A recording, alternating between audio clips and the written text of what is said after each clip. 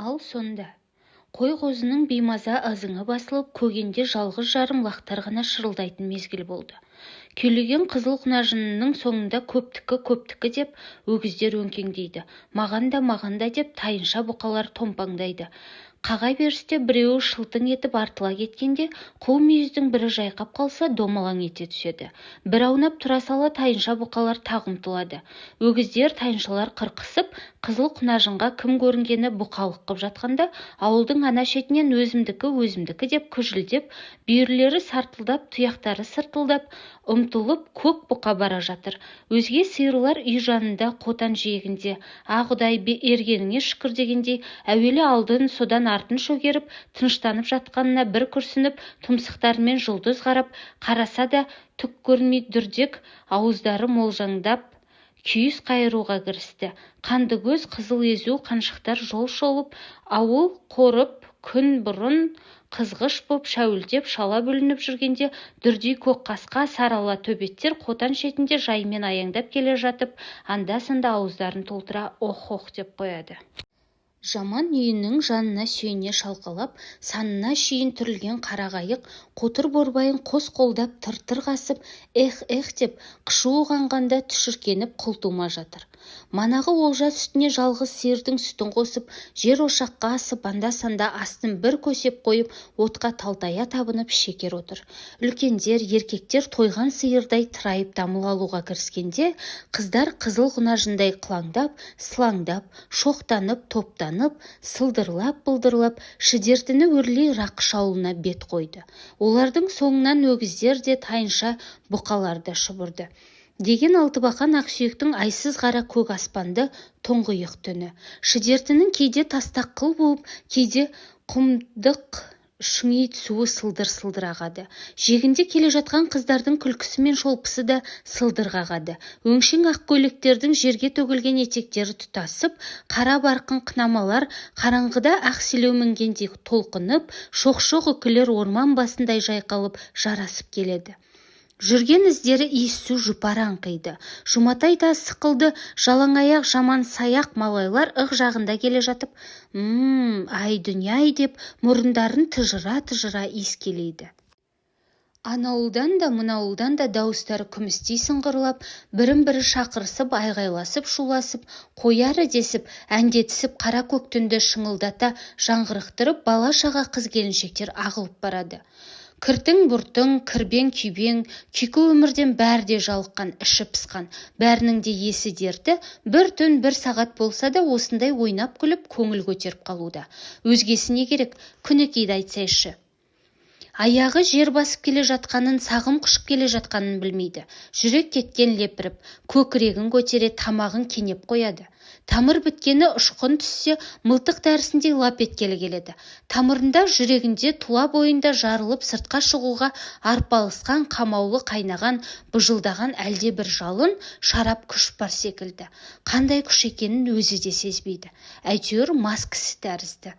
Жұлдыздары жыбырлаған жарқ-жұрқ көк болат аспан жамылып, аяғымен бұйра бетегі тырбық жауылшаны жантайта жапырып, бұтпылдықтай шып-шып еткен, шыныдай мөлдір құрыштай шымыр, қымыздай жұтымды ауаны сіміріп, мастанып келеді.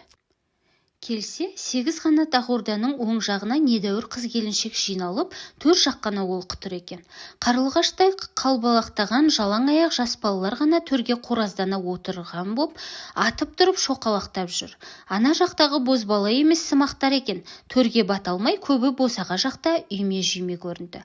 Күнекелер жұпар иісін аңқытып, жайнап, саусылдап кіріп келгенде, бәрі бастарын көтеріп, көсілген аяқтарын жинап алды. Топты нөкерлерімен салауаттана шәмши келді ғой. Күнекей шәмшилерге таяу көрнекті жерде отырғалы, бүкшиіп жатқан бір-екі қызды итеріп жіберіп, ой бұғайсың дегенде дым сезбеген боп тымырайып отыра қойды. Төменгі жақтағылар сыйыса алмай бірінің үстіне бірі отыра жаздап, жуастары шеттете, озбырлары омыраулай ығы-жығы отырысты. Шәмшилерді Аңдып тұрғандай-ақ ауылдың сорпаға шығар бозбалалары да, жас құдалар да лек-легімен келіп төрді толтыра бастады. Төрден босағаға дейін үй лық толып, түндік қайқита тартылып, көздері оңды-терісті құйрықтасып, еріндер қыбырласып басылған кезде.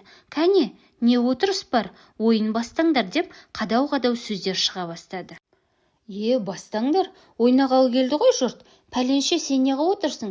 Өзің неғып отырсың деп біріне-бірі сілтеп, тоқтатын қойдай ұйлығып, шегіншектей берді. Өйткені көсем серкедей алдына түсе кететін өжеттер кемеді.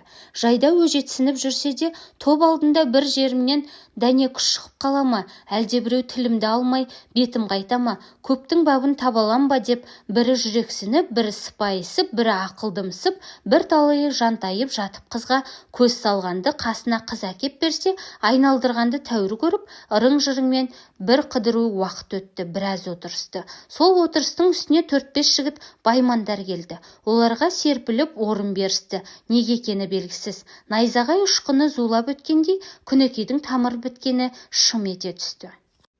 «Ойын басталды ма? Неге аңтарылып отырсыңдар?» деп Байман жайнаңдай жалақтай келді. «Жоқ әлі, өзің қыздырмасаң» деген соң Байман: «Ал ендеше мен бастайын. Айтқанымды істейсіңдер, істемегенің ойын бұзар бересің» деп кеудесін ашып, білегін сыбанып түрегелді.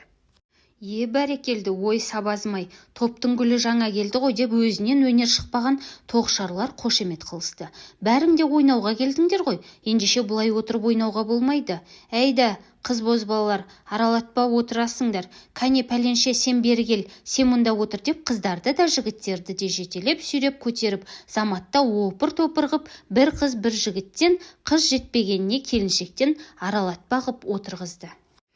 Кеуделі орынға Күнекей ие болды. Байманның тегеурінді қолы қолын ұстағанда әлгі найзағай тамырын тағы бір аралап өтті. «Жаным ағатай, өзім барайын, қай жерге деп елбекте бере берді. Байман дедектетіп апарып екі құданың арасына сыналап жіберді. Қыз бозбалалар реттеліп отырған соң Байман домбыраны қолына алып, әуелі ауыл әншілеріне, одан кейін Жұмабек құдаға ән салғызды. Бозбаладан үшеу айтқан соң домбыраны қыздарға қыдыртты.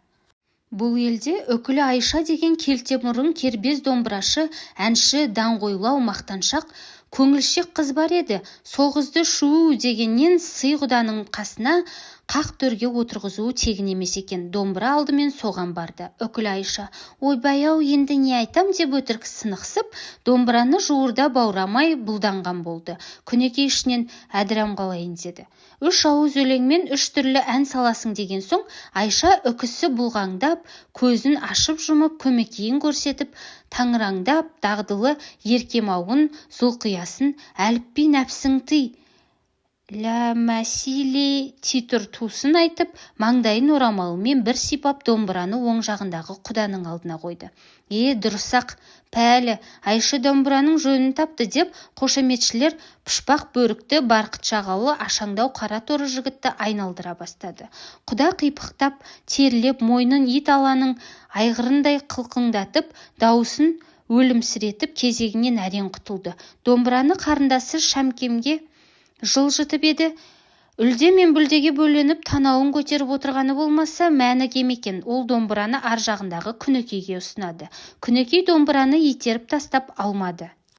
Түнеугі өзім бас салатын, 2 сиырын бірдей жоқ қылған Қасымның қарындасы ұсынды екен деп бүгін айдатып жіберсе де неге алсын? Оның кезегіне бола өлең айту Күнекейге намыс емес пе? Құдалардың бірі немесе ойын бастаушы Байман әкеп берсе айтқалақ отыр. Шәмкен: «Сәнденбей-ақ айтсайшы» деп тікірейіп еді Күнекей. «Айта бер өзің, кезегім келгенді айтам» деп безеріп отырып алды. «Ол зәр шөп бір безергенде болар дейсің бе?» деп ана жақта отырған түнеугі бәден Мәжікенді алмадың деп араз боп кететін сол. Домбыраны алып қасындағы бір келіншекке ән салғызды. 2-3 кісі аралаған соң домбыраны Байман Күнекейге бергенде жымың етіп тамағын кеней бастады. Күнекей 3 ауыз өлең айтты. Балқадиша, Сұлушаш, Әлдибөпем деген үшеуі де теңіне қосыла алмаған әйелдің өлеңі еді. Ағалар осындайда ойнада күл деген Үкілі Айша сияқтылардың жалғыз жарым салдаман өлеңдері болмаса, жалпы әйелдердің өлеңі көбіне теңіне тие алмағанын, малға шалға сатылғанын, қорлық көргенін, оң жақтағы дәуренін, тым болмаса бір жылша ұзатпай тұруын жырлаған, сұраған, еріксіз көріксіз өксіген өмірлерін суреттеген мұң зарлы қайғы шерлі еді.